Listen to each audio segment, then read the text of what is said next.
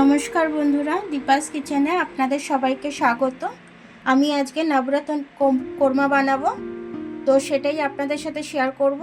তো চলুন আমি কি এতে দেবো। দেখুন, কিশমিশ নিয়ে নিয়েছি, একটু কাজু বাদাম নিয়ে নিয়েছি, ডালচিনি নিয়ে নিয়েছি, এলাচ নিয়ে নিয়েছি, আর এখানে একটু আমি লবঙ্গ নিয়ে নিয়েছি, একটু জয়িত্রী ফুল নিয়ে নিয়েছি, আর এখানে দেখুন আমি চালমগজ নিয়ে নিয়েছি।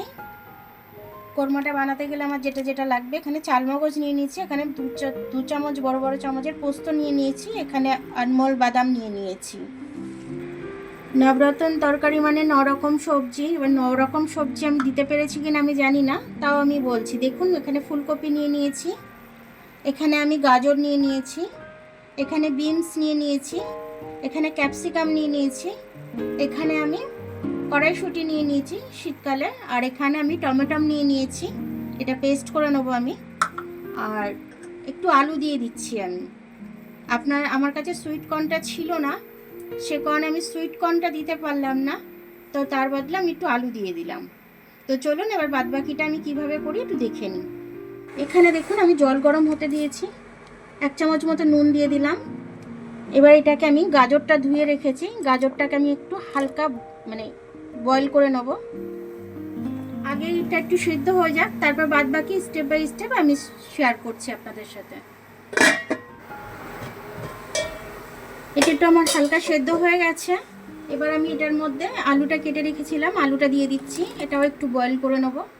ফুলকপিটা দিয়ে দিচ্ছি, বিনসটাও দিয়ে দিলাম। জাস্ট 10 মিনিট মতো আমি এটা সেদ্ধ করে নেব। কড়াইশুঁটিটাও দিয়ে দিলাম। এই আদাটা আর এই লঙ্কাটা আমি নিয়ে নিয়েছি, টমেটোমের সাথে পেস্টটা আমি বানিয়ে নেব।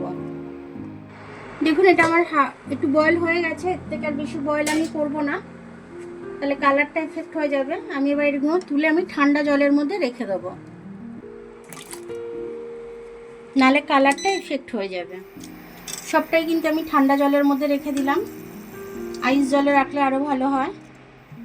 এখানে বাটি করে কিন্তু আমি একটু ফেস ক্রিম নিয়ে নিয়েছি, এই ক্রিমটা আমার দরকার, সে কারণে আমি এটা নিয়ে নিয়েছি। আর এখানে আমার দুধ লাগবে, দুধটা আমি জাল দিয়ে নিয়ে নিয়েছি, রেখে দিয়েছি। এখানে তেলটা গরম হয়ে গেছে, আমি পনিরগুলো দিয়ে দিচ্ছি, হালকা করে ভেজে নেব। হালকা একটু কালার ধরলে আমি এটাকে নামিয়ে নেব।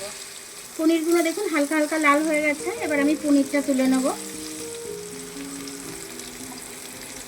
কিশমিশটা ভেজে নেব, তার সাথে কাজুটাও একটু ভেজে তুলে নেব আমি। এটা আমার ভাজা হয়ে গেছে, কাজুটা আর কিশমিশটা দেখুন কি সুন্দর ফুলে উঠেছে। এবার এটা একটু আমি ভেজে সুন্দর গন্ধ বেরোবে। আমি টমেটোমের আর আদার পেস্টটা করে রেখেছি, ওটা দিয়ে দেবো। টমেটো আর আদার পেস্ট আমি দিয়ে দিলাম। কাঁচা গন্ধটা যতক্ষণ না যাবে আমি ততক্ষণ একটু এটা ভেজে নেব, ততক্ষণ আমি পেস্টটা বানিয়ে নেব। আলমন্ড বাদামটা আর এদিকে চালমগজটা আর পোস্তটা পেস্ট বানিয়ে নেবো একটা। এবার ঢাকনাটা খুলে আমি একটু দেখে নেব। দেখুন তেলটা ছেড়ে দিয়েছে, তেলটা ছেড়ে দিয়েছে মানে এটা আমার খুব ভালোভাবে কাঁচা গন্ধটা আমার চলে গেছে এটা। এবার আমি পেস্টটা করে রেখেছি, পেস্টটা দিয়ে দিলাম। এটা কিন্তু ছেটকাবে, যেহেতু বাদাম দেওয়া আছে, তো সেহেতু আপনারা চাপা দিয়ে এটা কষবেন। এটা আমি চাপা দিয়ে কষবো, না হলে বাদাম আছে তলায় ধরেও যাবে, একটু আবার ছেটকাবেও। এবার এটা আমি খুলে দেখে নেবো। এটা দেখুন কিভাবে ছেটকাচ্ছে, এটাও কিন্তু আমার কষা হয়ে গেছে। এবার আমি এটার মধ্যে সবজিটা দিয়ে দেবো। ক্যাপসিকামটা আগে একটু দিয়ে দিই।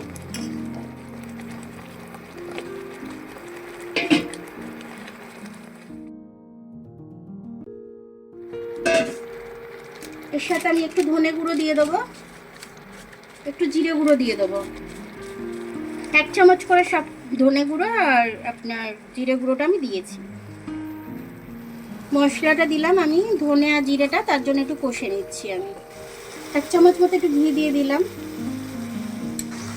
ঘিটা দিলে নবরত্ন কোরমাতে যদি ঘিটা দিই আমি, তাহলে খেতে আরও টেস্টি হবে, সে কারণে আমি এটা দিলাম। এবার আমার কাঁচা গন্ধটা বেরিয়ে গেছে, আমি এবার বাদবাকি জিনিসগুলো দিয়ে দেবো।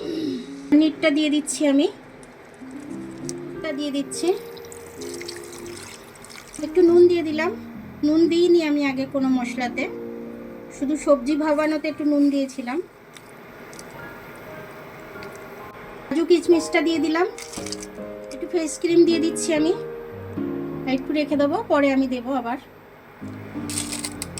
সামান্য একটু চিনি দিয়ে দিচ্ছি স্বাদটা ব্যালেন্স করার জন্য।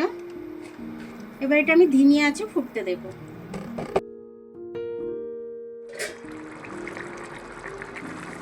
খুব সুন্দর হয়েছে, সেদ্ধটা দারুণ হয়েছে। দেখুন এটা আমার হয়ে গেছে কোরমাটা। ওর দিকে আমি ফেস ক্রিম দিয়ে দিচ্ছি, দেখতেও ভালো লাগবে, খেতেও খুব সুন্দর লাগবে, কিন্তু ওর জন্যই আমি এটা দিয়ে দিচ্ছি। তো দেখুন খুব সুন্দর করে আমার নবরত্ন কোরমাটা হয়ে গেল আমার। তো এইভাবে আপনারা করে খাবেন, খেয়ে আমাকে কমেন্টস করে জানাবেন কেমন লাগলো। আর নিরামিষ দিনে তো দারুণভাবে এটা জমে যাবে, আর ফ্রাইড রাইসের সাথে তো কোনো তুলনাই হবে না। নান দিয়েও খেতে পারবেন, পরোটা দিয়েও খেতে পারবেন, রুটি দিয়েও খেতে পারবেন, দারুণ খেতে হয়েছে। তো আপনারা যদি মনে করেন আমিষ দেখাতে, তো আমি একদিন আমিষও করে দেখিয়ে দেবো আপনাদের। তো এটা শনিবার, আজকে নিরামিষটা করলাম, অনেকেই নিরামিষ খায় শনিবার দিনকে, সেই হিসাবেই করলাম। তো আমার ভিডিওটা দেখার জন্য অনেক অনেক ধন্যবাদ।